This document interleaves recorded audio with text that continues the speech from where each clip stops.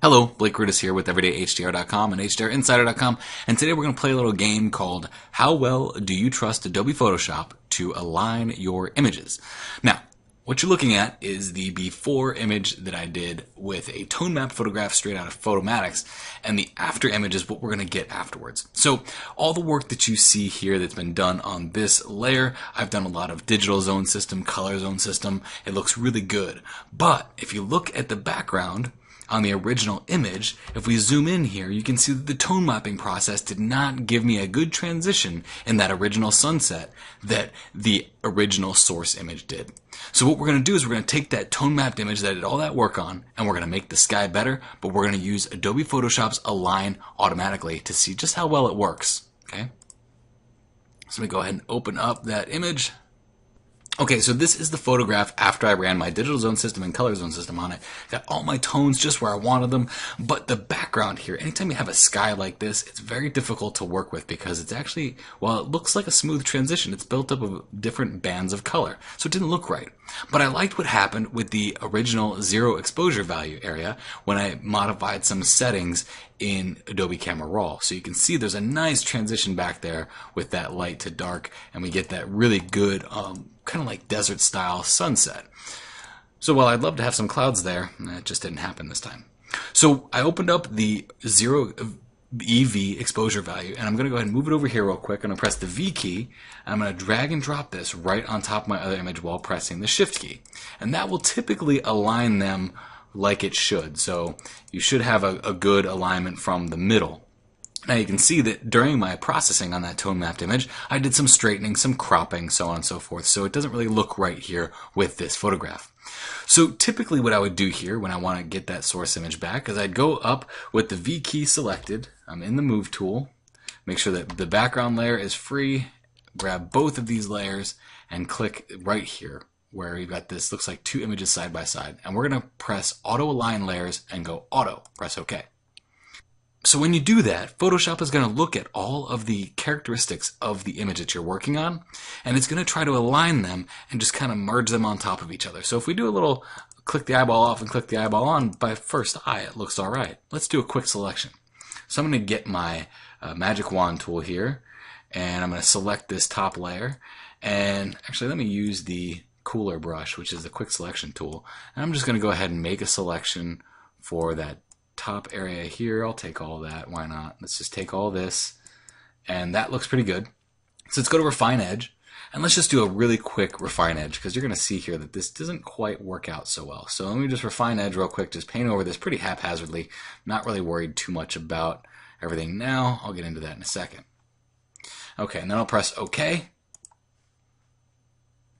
And now I'm going to go ahead and make a mask for that after those Refine Edge has been done. And if you look, even though I pressed auto align, it didn't align them properly. So Photoshop got a little confused. So let's go back before selection. Let's go to the auto align layers. So now I'm back where I was when I first hit auto align layers. If I want to double check how well Photoshop did at aligning those layers, I'm going to go to here where it says normal, change that to difference. And if you see that there's an offset, an image that's perfectly aligned will have more of a black look to it, like this. Everything's all aligned. The only problem we're having here is with some chromatic aberration on the sides where one has more than the other. But if it's off like this, it's not aligned properly. You can see that little haze that's there. So I just move this over just slightly. Photoshop didn't have it right out of auto align layers. So that happens sometimes, and oftentimes with the HDR process, you need to have that original source image and bring it in so that you can fix the sky like I'm showing here. So I'm going to go ahead and change this to normal. And another area where you're going to use this in your HDR photography is typically when you're merging layers. So if you're merging the +2 and the -2, you'll do that. In the course Exploring HDR, the video series, I discuss this in that course and how even though you auto-align the layers, it's always a good idea to double check Photoshop with that difference layer. Just change that top layer that you're putting on top of the other one to difference. All right, so now what I'm going to do is I'm going to turn the eyeball off of this one. I want to crop this image down to where it's supposed to be on this photograph. And once I have this cropped, press enter for OK. Turn that eyeball back on, and now I'll make another selection. So this selection, I actually do want to be a little bit better with it because I don't want it to be too bad. I need some, that should be about good. It's a decent enough selection for the Refine Edge tool. So now I'll just go into that Refine Edge tool, and I'll make my brush a little bit smaller here. It looks like it needs to be a little bit smaller to get these details. I'm just pressing the plus. I'm keeping the plus inside the area that I want to keep, and then when I move over areas like this, I'll just go ahead and haphazardly go around it, and then move all the way around. I even want to get some of this background in here, so I'll do that too, because that'll help make a nice smooth transition between one photo and the next. Okay, and then go over and do this side because I missed that side at first. And you're really just going over every outline that original brush tool that you selected to make your selection gets covered. So all these areas that are little black tips on the trees, I want to capture all those. So I'll just go ahead and click over all those. And now I'll press OK. So now when I press the mask key, we should have that nice background on top of my HDR image, so I get a better background photo. Now we might need to do some cleaning up, and to look at that mask, if you just click on the mask and press the / key, you can see in red the areas that are going away. If you press Alt or Option on it, you can see exactly where that mask is affecting. So I'm going to go ahead and use my brush tool and just kind of brush this out a little bit. I don't want a hard edge brush though, I want a soft edge brush, so I'll bring this down, bring the softness down, and just kind of go over this background area a little bit, and we'll hit this area too. Let's see here. What does that bring us? Just click on the mask and that'll go away.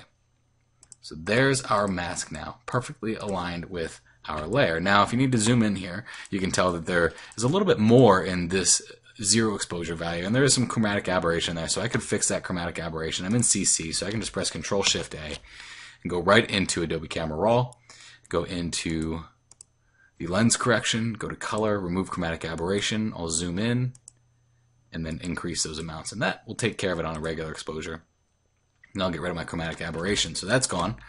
And now, if I needed to, I could feather this layer. So if you look now, if we look at that layer, it's got really hard edges on it. So if I go to Properties and go to Feather, and just feather it by like 1 or 2 pixels, usually helps to blend that a little bit better.